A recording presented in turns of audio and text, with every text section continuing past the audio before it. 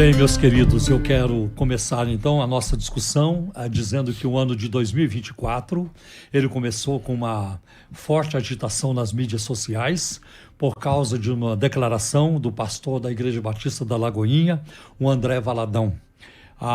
Numa entrevista ou numa conversa, ele declarou a Igreja Adventista ser uma seita. E logo em seguida houve respostas, principalmente do arqueólogo e representante da Igreja Adventista do Sétimo Dia, criticando e se defendendo, tentando se defender da declaração do André Valadão.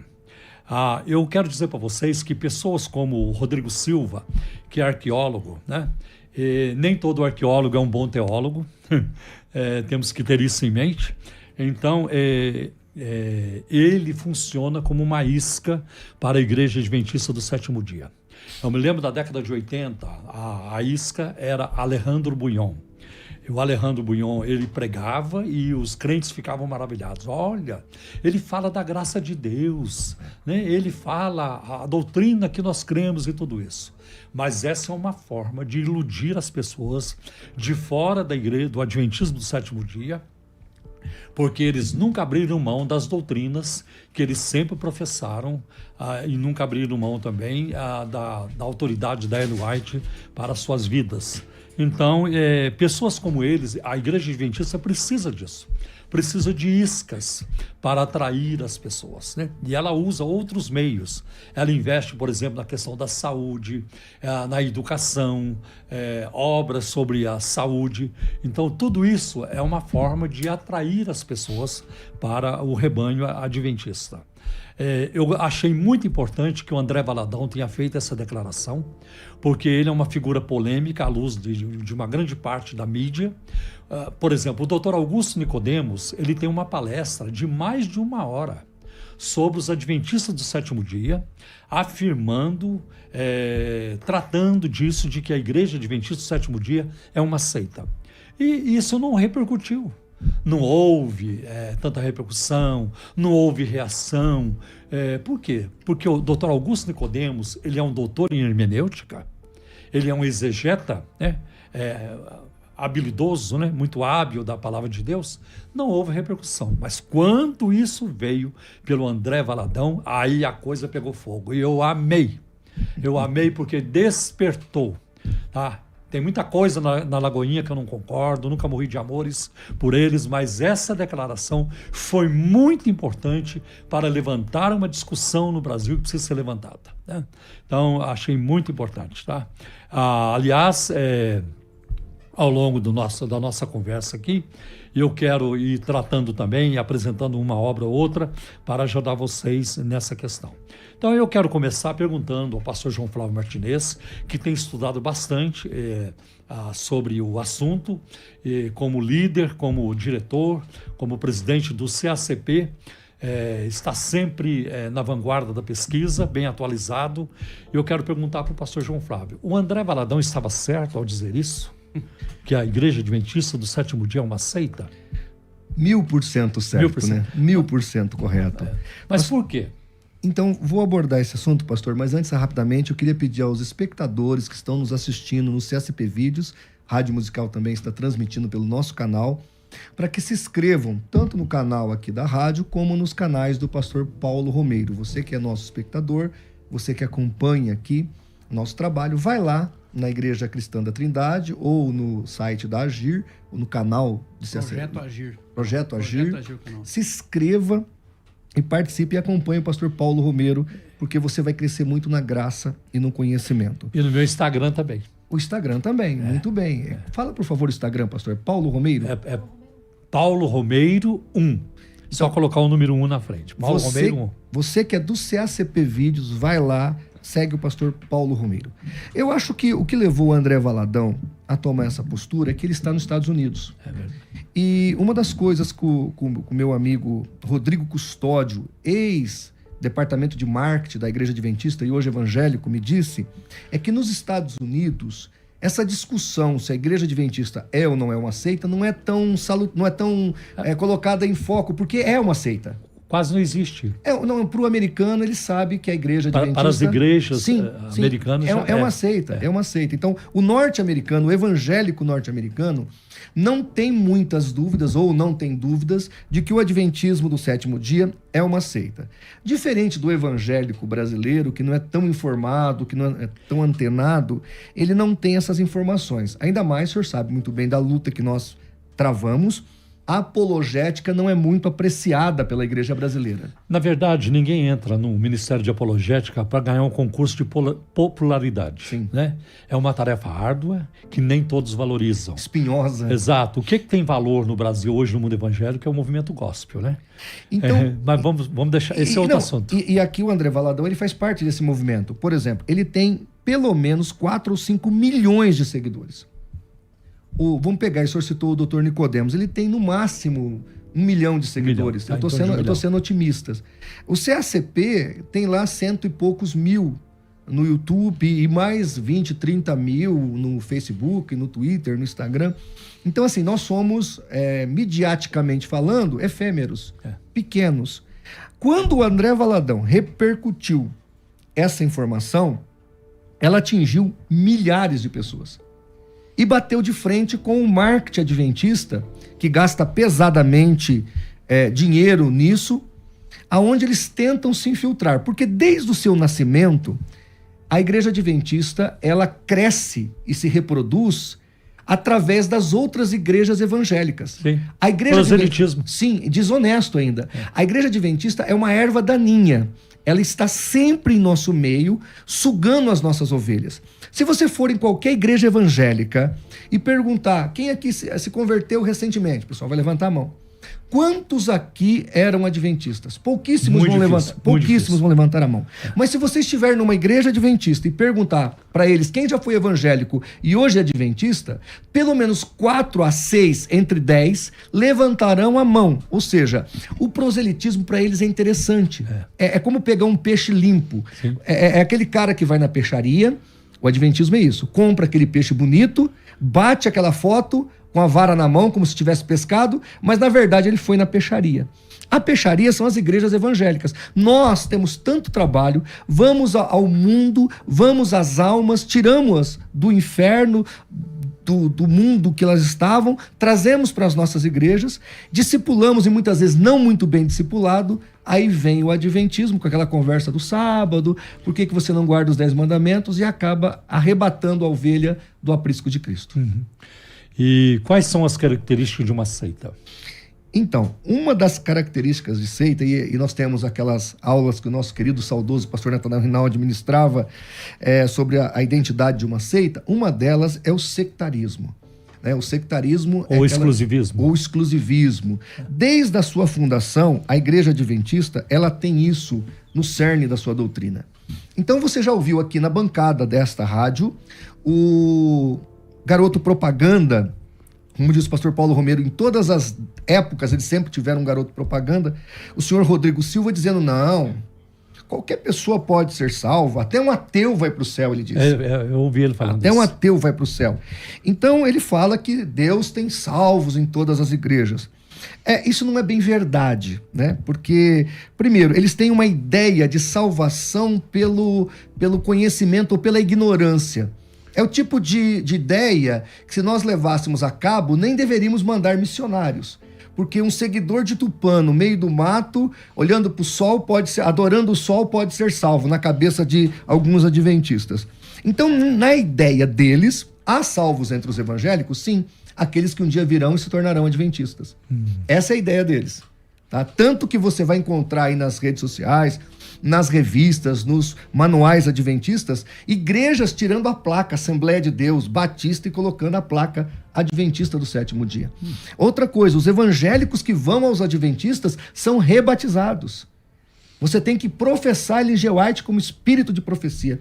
Tem que aceitá-la como mensageiro. Bom, mas aí já se trata de mais uma característica de uma seita, que a seita ela tem um profeta, ela tem um líder que trouxe uma revelação e que está no topo da pirâmide e que todos lhe prestam toda a credibilidade. Culto, né? Culto, exatamente. A Ellen G. White... Nós vemos, por exemplo, no mormonismo. O mormonismo gira em torno de Joseph Smith Jr. e Brigham Young, seu sucessor. A Igreja da Unificação em torno do Reverendo Moon. Né? E aí, por exemplo, os Meninos de Deus era Davi Berg. E agora nós temos os adventistas que giram em torno da Ellen Good White. Né? E eu acho muito difícil. Não, difícil não. É uma missão impossível, é uma missão ingrata quando alguém tem que defender um falso profeta. Você pega a Ellen White, que inclusive era prima do Joseph Smith. Olha aí. Porque uma das primas dela era uma das esposas do profeta Mormon. Então a Ellen G. White, ela foi colocada num patamar do mesmo nível das escrituras. Mas na verdade, quando a gente analisa os documentos, pastor Paulo, nós vamos descobrir que de fato Ellen G. White está acima da própria escritura sagrada.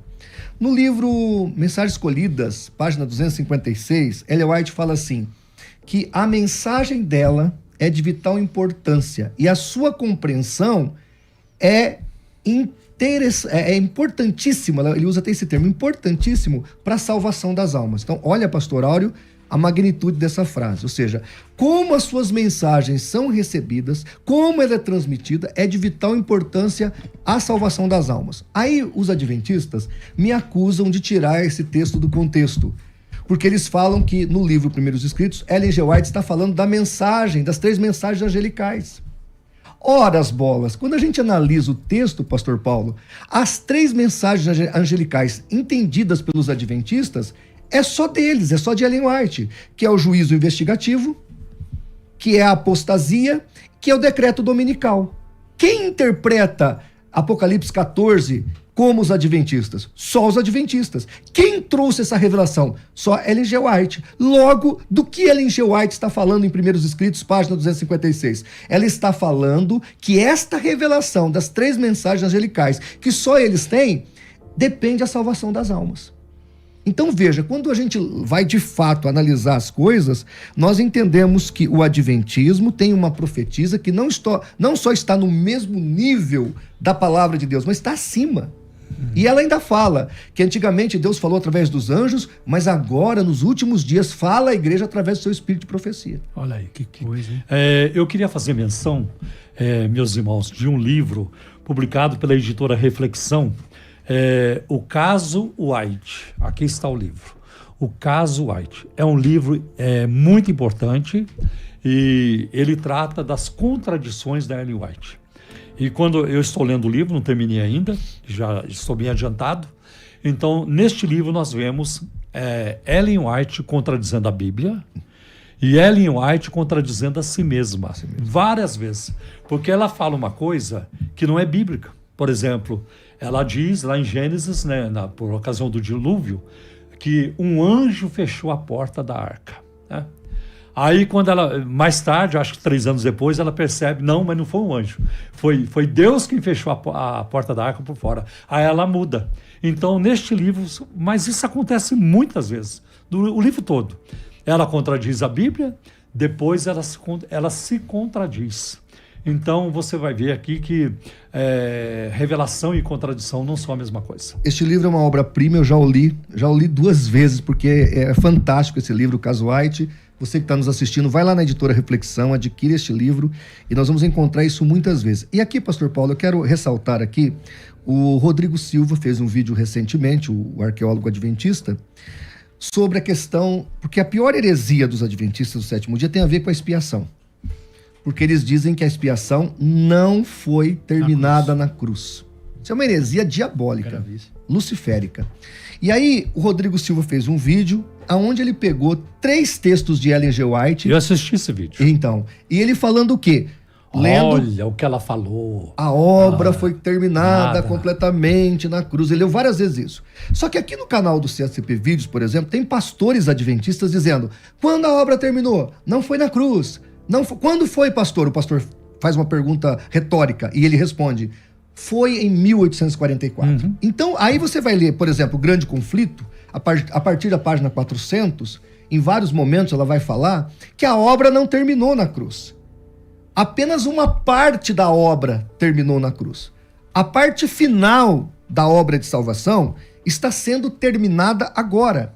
E aí o senhor Rodrigo Silva, ele conta com a ignorância da igreja brasileira, ele conta com a ignorância... Os pastores não conhecem. Os pastores, ele conta com essa ignorância para dizer o seguinte, isso é mentira.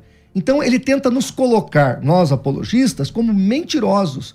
Onde já se viu falar que a Ellen White disse isso, que ela não... Ela disse. E mais, o juízo investigativo, nós poderíamos entender como um purgatório adventista, né? Porque não seria tecnicamente para reprovação, mas quando você analisa o que ela fala, lê-se nomes, aprova-se nomes e reprova-se nomes. Então o juízo investigativo é uma doutrina maligna, além de não só ensinar que a obra não terminou na cruz, porque além disso tudo, o adventista não pode ter a certeza da salvação. Ele morre e ele tem que ter aquela expectativa, vou ter que passar pelo juízo para ver se eu vou ser aprovado. Uma vez me perguntaram numa palestra, o adventista, ele é salvo? Eu falei, como é que eu vou saber se ele mesmo não sabe? A Ellen White diz que é presunção. Ela escreveu, eu acho que está no Parábolas de Jesus. Ela escreveu assim, é presunção dizer estou salvo.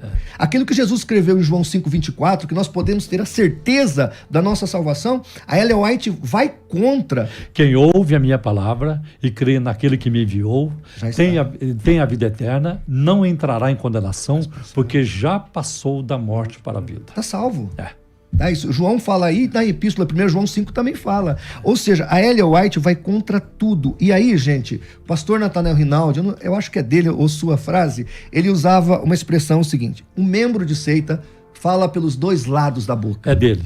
Eu ouvi dele falando isso. De um lado fala uma coisa para te engodar. Sim. Do outro fala o que a doutrina de fato é. Porque, na verdade, depois a gente tem vários textos de Ellen White, declarações dela, onde ela afirma que só aconteceu em 1844. Né? E outra, só em 1844 é que Jesus entrou no lugar santíssimo do céu. Como é que fica Romanos 1:3? Né? Ele assentou-se à destra da majestade nas alturas. Hebreus 6:10. Como o próprio Jesus, numa das cartas do Apocalipse, né? Ao que vencer, dali é que se assente comigo no meu trono, como eu venci, e assentei-me no trono de meu Pai. Então tem muitas questões que não batem. Aquele negócio, é uma missão impossível defender a Ellen White. Agora, o mais assustador é que quando você leva as últimas consequências, a doutrina do juízo investigativo, e eles misturam Isaías 53 com Levítico 16, os dois bodes, Ixi. E aí eles falam que Jesus então está espiando os pecados das pessoas, e no final ele vai pegar esses pecados espiados e vai colocar sobre Satanás, a purgar pela sua parte. Imagine, pastor, o diabo então, segundo Ellen G. White, teria uma parte na salvação. Ele é o corredentor. Corredentor. É lamentável. Isso aí, gente, você que está nos assistindo, não é qualquer heresia, não é uma heresia que dá para deixar para lá. São coisas que mexem com doutrinas fundamentais. Fundamentais né? da salvação. É muito triste quando você vê pastores evangélicos abrindo espaço para essa gente. Né? Olha, tem umas diferenças, né? Mas não é importante. Não são diferenças profundas, marcantes. Vou aproveitar a grande audiência do seu programa para dizer o seguinte: por que o Rodrigo Silva não debate com um apologista? Ele não debate com um apologista. Porque se ele tivesse aqui do outro lado da mesa onde está o pastor Áureo, eu ia esfregar isso para ele e falar, escuta, como é que é? Bastava falou ou não falou? Você fala, tá aqui. Dele falando. Sim, não, mas a questão é, e aí, como é que é? Porque ninguém fez isso com ele. Os debates dele é tudo jogo de cartas marcadas. O Rodrigo Silva é uma estrela. É igual o Henrique Cristo. Não sei se o senhor sabe. O Henrique Cristo, antes de você... Eu já fiz entrevista com ele. Para entrevistar o Henrique Cristo, você paga. E o Henrique Cristo ainda pergunta quais são as perguntas para eu saber quais são. Ele virou uma celebridade. O Rodrigo Silva virou celebridade. Se ele tivesse aqui, nós não estaríamos com uma audiência tal. Nós estaríamos com uma audiência 10 vezes ao quadrado. Então, muitas vezes, em prol de uma audiência, nós vemos aí Rodrigo Silva falando em rádios evangélicas, mas ele nunca foi confrontado. E se você estiver me ouvindo, Rodrigo, aproveitando aqui o programa do pastor Paulo, vamos conversar. Deixe-se confrontar. Eu queria ver como é que você se sairia diante dos escritos da sua profetisa. Como é que você ia desmenti-la ao vivo, num programa no ar como esse aqui? Porque aí eu queria ver o que ele ia falar, pastor Paulo. Olha, os piores inimigos de grupos espúrios são suas próprias publicações e as declarações dos seus líderes, dos seus profetas. Os piores inimigos do Adventismo do sétimo dia são as declarações de Ellen White. E quem se apresenta para defender essa falsa profetisa, com certeza se envolveu com uma missão impossível. Sim. Porque são muitas declarações grotescas e antibíblicas. Aqui onde nós estamos, nesse ambiente, uma vez houve um debate com aquele outro, Ezequiel, é um pastor adventista um pouco no ostracismo, Ezequiel Gomes. Ezequiel Gomes, é.